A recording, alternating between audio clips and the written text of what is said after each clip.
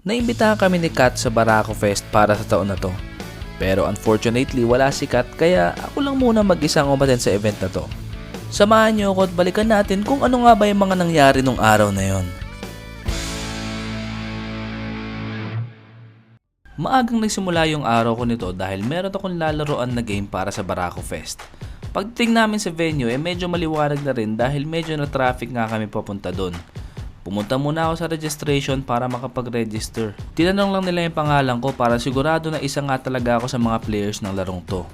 Ayan, suot ko pa nga yung limited edition merch namin nung pumasok na ako sa venue. Binigay na rin yung influencer ID na para sa amin. Medyo nagugutom na rin kami kaya nag-decide muna kami magagahan para siguradong meron tayong energy at laban mamaya. Hindi pwedeng maglaro ng gutom at baka madapa. Ang tawag nga pala sa lalaroin namin ay Barako Game. So parang Squid Games daw siya pero mga nakagis ng larong Pinoy daw yung lalaroin namin. Ako nga pala si Player 160 at ang larong ito ay may tumataginting na 1 million pesos cash prize. Kaya tinanong ko yung ibang players kung ano yung gagawin nila kapag sila yung nanalo. Anong gagawin mo kapag nanalo ka ng 1,000,000? Paggawa ko ng isang bahay. Hindi ko alam, siguro pamimigay ko lang. Pre, sigurado tayo dyan. Yung 20% niyan, bibigyan natin sa charity. Oh, Isa sa mga favorite na mananalo dito, Kiko Matos. Boss, anong gagawin mo sa 1,000,000 pag nanalo ka ng 1,000,000? Bibili ako ng 500 kaha ng Red Horse. Papamigay mo na lang. Hindi. Papan-display ko lang. Nice meeting you, bro. thank you, brother. Thank you. Ingat sila sa'yo, ha? Oh, ingat din sila sa'yo. Lalo na sa London. Bakla siya sa... Maya-maya dumating na si Boss Toyo kasi siya yung magiging host para sa game na to. So yun guys, medyo sinesettle na lang yung mga upuan. And dito pinaupo yung mga influencers sa side na to. Dito yung mga normal players. So ayun. So nandito yung mga VIP natin, sina Boss GK, si Sammy, nandyan. Boss GK, what's up? Nice to meet you, boss. Medyo nakakakaba din nung mga oras na to kasi isa-isa nang tinatawag yung mga players.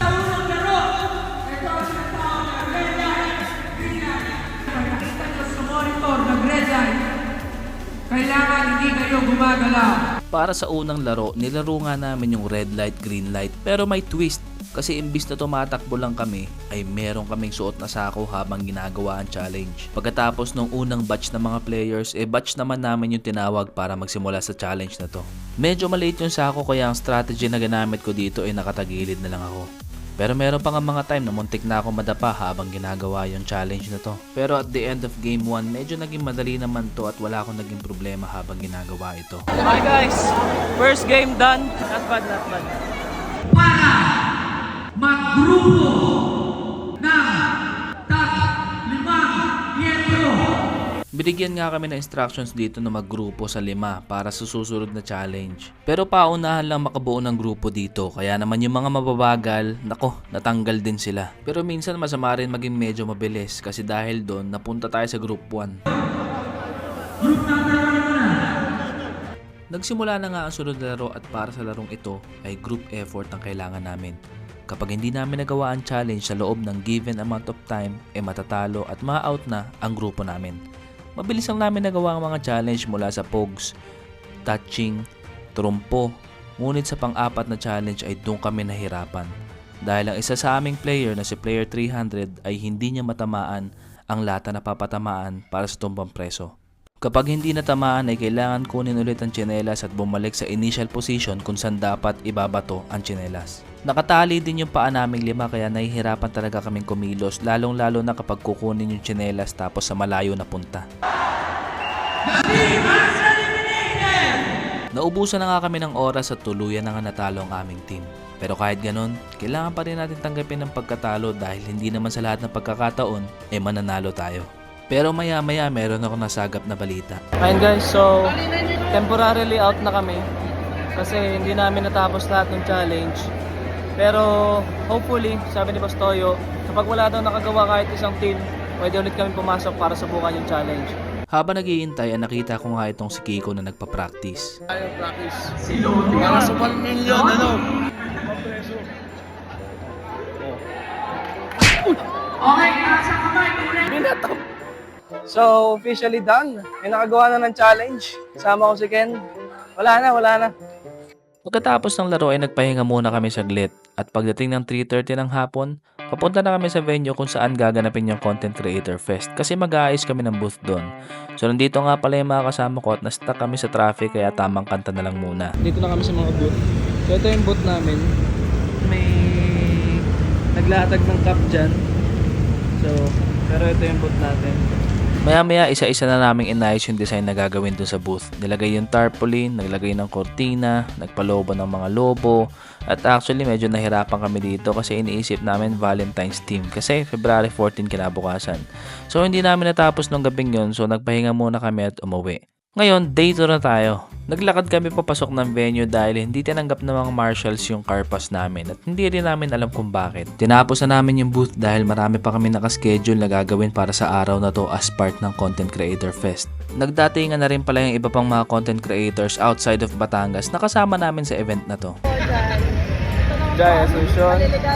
CWS at si Secretary Recto para pasalamatan ng mga taong umattend sa event na to. Dumating na rin yung iba pang creators. Guys, go. Let's go. Pala bro.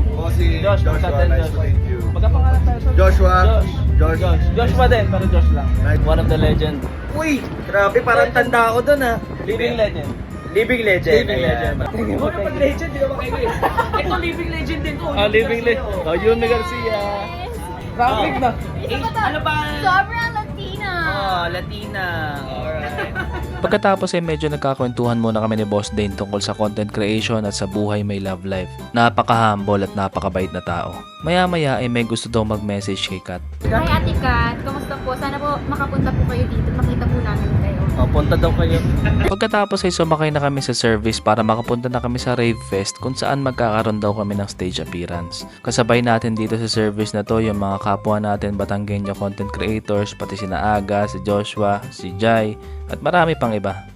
Pagbaba namin, dinala muna kami sa isang tent para doon kami bigyan ng instructions kung ano nga ba yung gagawin namin para sa stage appearance. Noong mga time na to, medyo kabado na rin ako kasi hindi ko pa rin talaga alam yung gagawin. Pero bago yun, binigyan muna kami ng light drink para naman magkaroon kami ng opportunity na makapag-band bago kami umakyat ng stage. Maya-maya, tinawag na kami sa backstage para makapag-ready na kami sa pag-akyat. Pag-akyat namin ay talagang madaming tao. Hindi namin ina-expect na ganun kadami yung magiging tao kasi medyo maulan din nung gabing yun. Kitang-kita naman sa video na punong-puno yung venue. Kaya naman binigyan kami ng pagkakataon dito para makapagpakilala at makapagpasalamat sa mga supporters namin. At dahil nga rave party ito, kailangan mataas energy natin. Batangas, magandang gabi! Thank you so much sa pagpunta niyo dito. Really happy na tumila na and may enjoy ninyo yung rave party tonight. Thank you so much for supporting us since 2020. Pasensya na, wala si Kat ngayon, wala si partner since nasa US, pero ang pagmamahal nandito pa rin. Batik, okay? After nun, nag-crowd selfie muna tayo para naman may remembrance tayo kahit papano. Pagbaba nga ng stage, nakita ko to si paring Von. Bro! Saglit lang, 10 million na yun. Saglit lang, 10 million na yun. Subscribe! Salamat! 10 million na to! Bon Ondona! Suportahan tayo sa lahat. Maraming salamat po. Pagkatapos nun ay nakipagkulitan din itong sina Mac Macluan Singh at sina Ryan Christian Recto sa amin dun sa may tent. Ikaw naman, the man behind the camera. First bite. Pero maya-maya pa medyo nahirapan na rin kami lumabas sa tent dahil sa dami ng taong nakaabang para makapagpa-picture sa mga favorite nilang content creators. Fast forward, bago matapos ang gabing yun ay nagbigay din ako ng limited edition merch namin sa mga taong punong abala para sa event na to. Talang ko po kayo, pagod na po sa lahat. Salamat po, salamat po. Pasensya po, hindi ko po kayo nabigyan lahat. Pagpasensya na po, sir. Nasaktuhan ko nga rin dito si Brother Dane na pauwi na rin kaya binigay ko na rin yung picture namin nung niyaya ko siya kanina sa booth namin. Okay, ito na lang. Brother, thank you, Josh. Day 3, ang final day ng Barako Fest. Noong mga oras na to, pinapalamig ko muna yung sasakyan kasi sobrang init. So yun guys, palis na kami dito kay paring Vince. Dala ako sa bahay saglit kasi may kailangan lang akong kunin mga gamit. Anyways, last day, schedule natin. Meron tayong stage appearance sa Music Fest mamaya.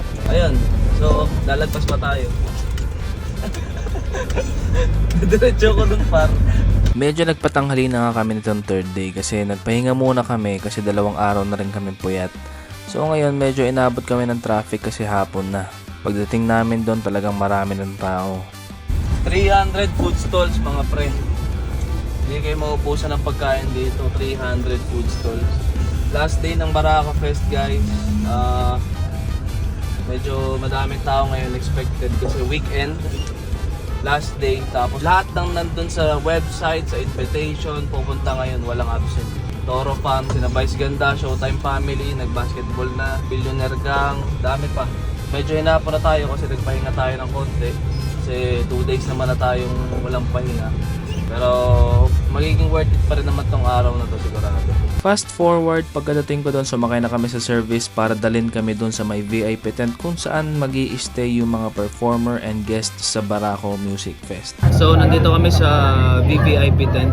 So dito lahat magagaling yung mga magpo-perform, yung magi-stage appearance, and yeah, meron doon buffet. So if gusto daw kumain, kakain. So yan, ito yan. As you can see, nagsisimula na yung event. Naka-live stream yung nangyayari sa labas. Maya-maya tinawag na kami para umakyat sa stage. So noong mga time na to, papunta na kami sa may backstage and kasama ko rin yung mga kapwa ko content creators, specifically yung mga taga Batangas din. So konting video muna with them, and then maya-maya ito na.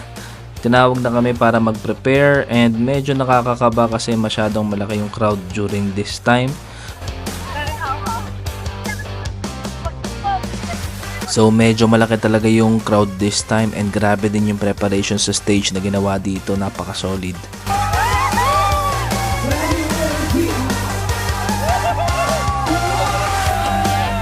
So binigyan ulit kami ng time para magsalita dito, and as usual, kailangan mataas yung energy natin. Batanggenyos, mag-ingat!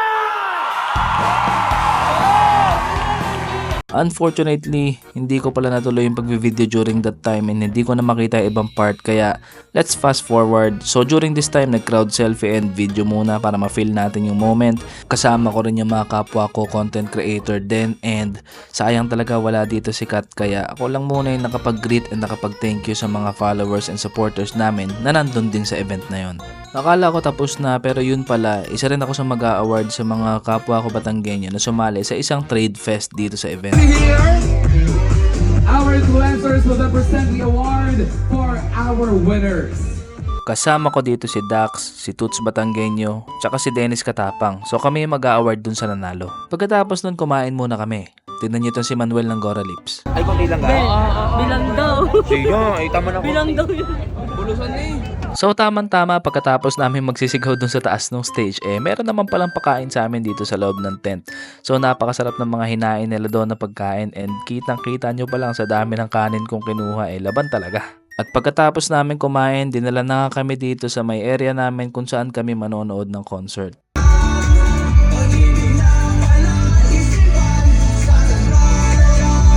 So nagpa-party-party muna kami dito habang hindi pa nagsisimula yung concert.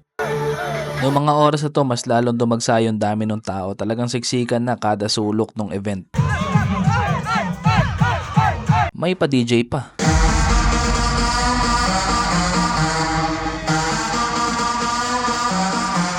Kakaumpisa lang pero sinimulan agad ni Joshua Garcia yung event kasama ang CWS party list. May konting sayawan sila dito. Nagpunta rin si Luis Manzano at saka si Jesse Menjola para makigulo sa mga Batanggenyo. Then bago mag-perform yung mga artist, may pa-fireworks pa sila dito.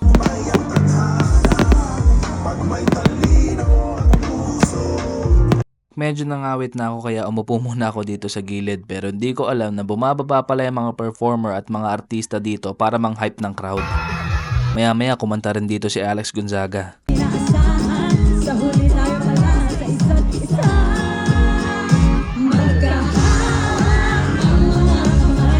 At syempre, mawawala ba naman ang asawa niya si Mikey? Ang sweet pa nga nila dito. Kalma-kalma Alex, may paghigop pa eh. Meron din mga nag-perform na bagong artist na pinopromote ng production nila.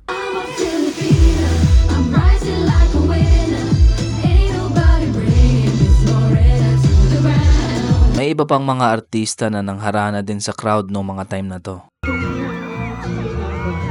Dumating din si Vice Ganda pero due to technical errors, hindi siya nakapag-perform. Medyo nauhaw ako kaya bumalik muna ako sa tent para kumuha ng may inom, pero bigla ako naabutan ng Toro family kasama si Tony G. And then maya-maya pa sila na rin nga yung nag-perform.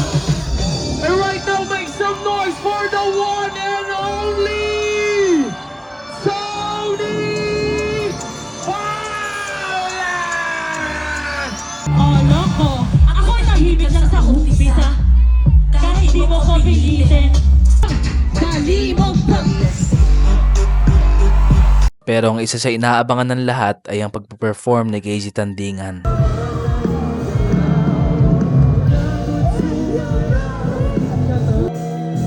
simula sa pinakamaas sa katawan. Nagsabi sa pagkakababa sa malakang.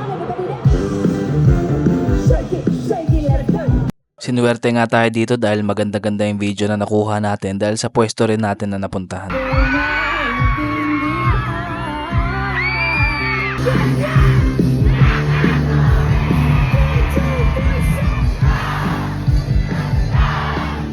Napakagaling at napakalakas ng audience impact ni Casey dito. Talagang professional na professional mag-perform. At kung nandito si Casey, syempre mawawala ba naman ang partner in crime niya na si TJ Monterde. Sabi ko, pag singgot ako ng babaeng to, hindi ko na to bibitawan! Nagja-jamming na lang muna kami dito kasama kong Gora Lips at iba pang content creators. Tapos nainggit din daw yung crowd at gusto rin nila sumama sa video. Kaya yan, hello sa inyo, shoutout. Ito nga rin yung time na itong kasama namin si Cristea, nakalibre pa ng yakap kay TJ. Maya-maya pa, bumaba na rin ng stage si TJ.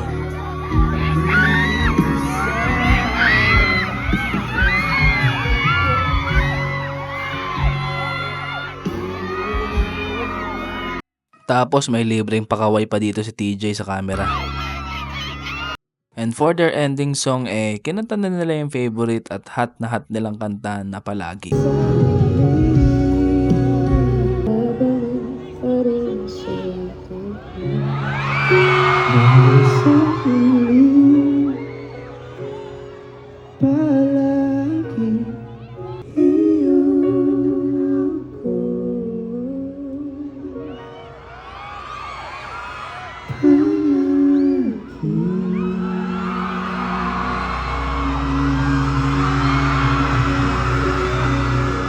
Overall, naging masaya, exciting at challenging ang Barako Fest. Madami tayong naging bagong experience at syempre mga bagong kaibigan na makakasama natin sa mga susunod pang kabanata ng buhay natin bilang isang content creator. So yun lamang at maraming salamat sa inyo.